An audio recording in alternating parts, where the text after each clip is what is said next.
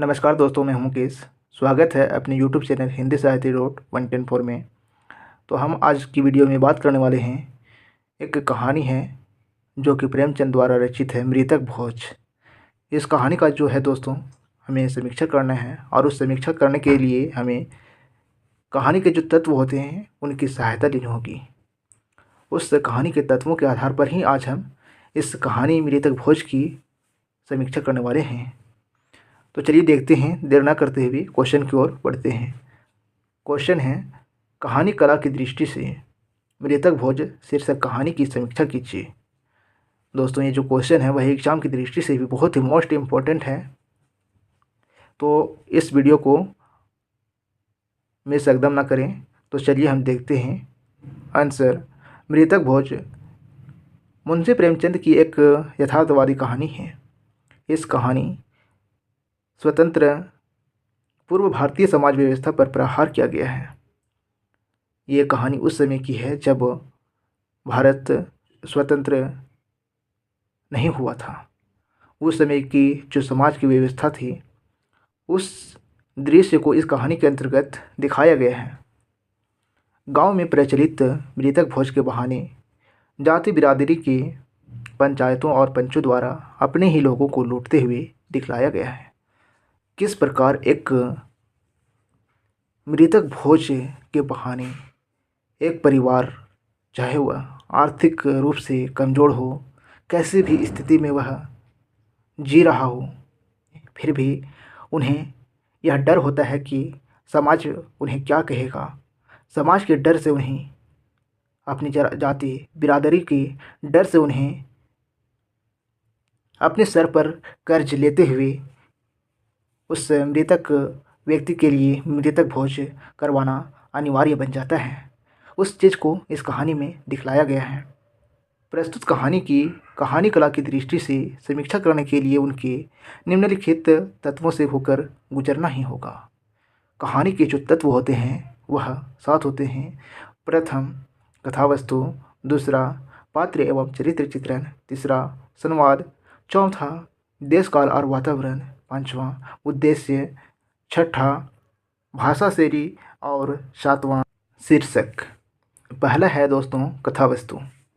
प्रस्तुत कहानी में कथानक का ताना बाना कुछ एक पात्रों एवं घटनाओं को लेकर बुना गया है। सेठ रामनाथ रोगग्रस्त होकर परलोक सिधार जाते हैं। बिरादरी के लोग मृतक भोज के लिए विधवा सुशीला पर दबाव डालते हैं। घर में जो पैसे रुपये थे वे सब बीमारी में खर्च हो गए। विधवा सुशीला के पास घर में कुछ गहने, मकान और कुछ बर्तन थे। कुबेरदास जैसे लोग भोज के खर्च के बारे में बातें करते हैं। सुशीला के ऊपर 2 बच्चों के पालन पोषण का भार है, किंतु पंचों के दबाव पर उसे गहने और मकान खोने पड़ते हैं। अब घर में केवल कुछ एक बर्तन शेष रह जाते हैं। भोज होता है, उसकी बिरादरी के लोग खूब तारीफ करते हैं। विधवा सुशीला घर खाली कर एक खटकिन के यहाँ रहने लगती है। मोहन बीमार हो जाता है। संतलाल एक वैद्य को लेकर उसका इलाज करवाता है। मोहन तो ठीक हो जाता है, पर विधवा सुशीला ज्वर से परलोक सिधार जाती है। उसकी बेटी रेवती से विवाह करने के लिए सेठ कुबेरदास झाबरमल के बारे में बतलाता है, जिसके बारे में संतलाल भी राय देता है। किंतु गंगा स्नान करने गई रेवती डूबकर अपने प्राण दे देती है। इस कथानक में बताया गया है दोस्तों, सेठ रामनाथ एक व्यक्ति होते हैं और उनकी पत्नी जो होती है वह सुशीला होती है। जो सेठ रामनाथ होते हैं दोस्तों, वह रोगग्रस्त होते हैं, पहले से बीमार रहते हैं। उनके इलाज के लिए जितने घर में पैसे रुपये होते हैं वह सभी खर्च हो जाते हैं। परंतु उनकी जान नहीं बचती है, वह परलोक सिधार जाते हैं, उनकी मृत्यु हो जाती है। जब उनकी मृत्यु हो जाती है तब गांव के बड़े लोग जैसे कुबेरदास भोज के खर्च के बारे में बातें करते हैं। सुशीला के 2 बच्चे भी होते हैं जिनके पालन पोषण का भार इन्हीं के ऊपर पड़ जाता है जब सेठ रामनाथ की मृत्यु हो जाती है।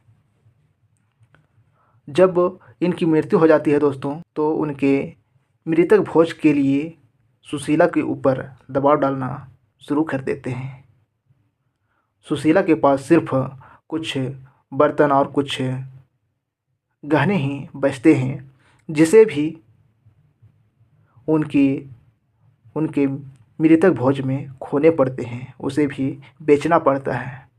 जब भोज किया जाता है तब उनकी जाति बिरादरी के लोग खूब तारीफ करते हैं। भोज होने के बाद वह अपने घर को खाली कर एक खटकिन के यहाँ रहने चली जाती है। उनका बेटा होता है दोस्तों मोहन, वह बीमार पड़ जाता है।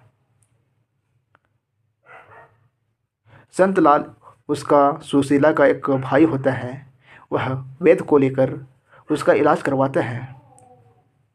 मोहन तो ठीक हो जाता है, पर विधवा सुशीला जो रहती है वह ज्वर से, बुखार से प्रलोक सिधार जाती है, उनकी भी मृत्यु हो जाती है। अब उनकी एक बेटी भी रहती है रेवती, जिसका नाम रहता है। उनका अब विवाह करने का समय आ जाता है, किंतु जब गंगा स्नान करने जाती है रेवती, तो वहीं पर डूबकर अपनी प्राण दे देती है। दूसरा है दोस्तों पात्र एवं चरित्र चित्रण।